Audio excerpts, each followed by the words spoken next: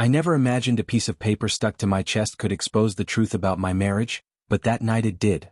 It happened at my wife's dad's birthday party, a big family gathering at their house. Balloons, music, food, the whole thing. Everyone was laughing, hugging, taking pictures. I walked in already feeling a little out of place like I usually did at her family events, but I told myself to relax. It was just a party. Nothing bad was supposed to happen. As soon as we arrived, my wife handed me a name tag. Everyone had one. I didn't think much of it at first. I glanced down casually, expecting my name. Instead, printed in bold letters, it read, "The Disappointment."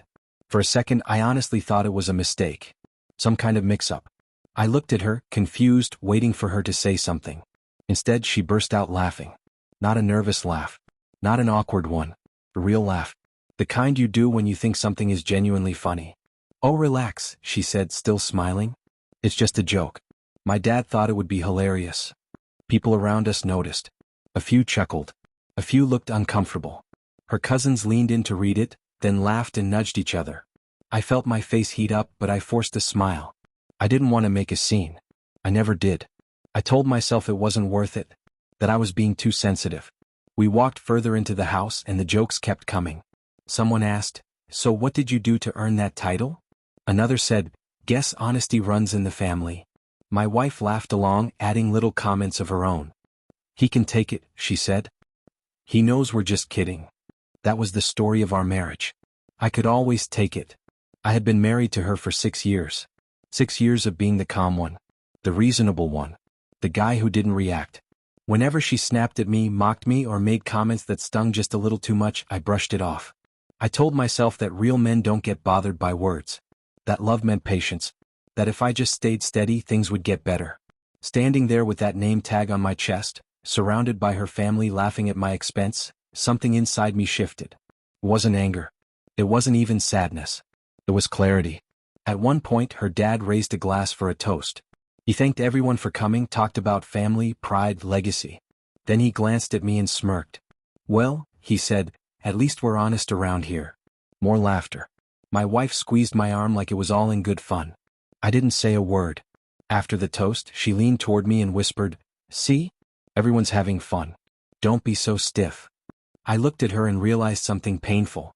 She wasn't embarrassed. She wasn't worried about how I felt. She genuinely didn't see anything wrong with it. That's when I understood it wasn't just her dad's joke. It was how she saw me. How they all did. The name tag wasn't an insult. It was a label they felt comfortable putting on me because I had allowed it for years. I excused myself and went to the bathroom.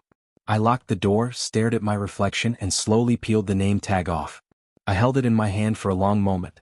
The disappointment. I thought about every time I swallowed my pride. Every time I stayed quiet to keep the peace. Every time I chose not to speak because I didn't want to be dramatic.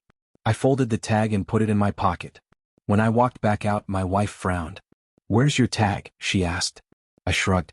"Must have fallen off." She rolled her eyes. "You're no fun," she said, then turned back to her family. The rest of the night passed in a blur. I smiled when expected. Nodded when spoken to. But inside I was already gone. I wasn't plotting revenge. I wasn't imagining some dramatic confrontation. I was simply done seeing myself through their eyes. On the drive home, my wife was in a great mood. She talked about how successful the party was, how funny her dad was, how everyone loved the theme.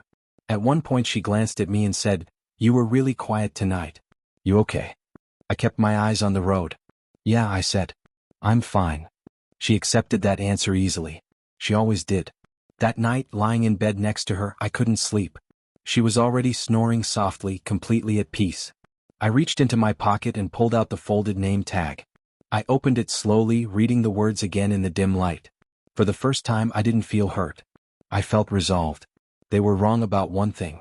I wasn't a disappointment. But I had disappointed myself by staying silent for so long. And I knew with absolute certainty that things were about to change.